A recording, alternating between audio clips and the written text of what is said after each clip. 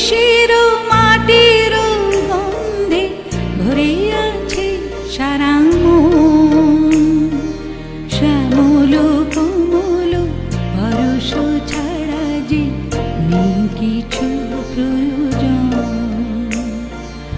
আমার দেশের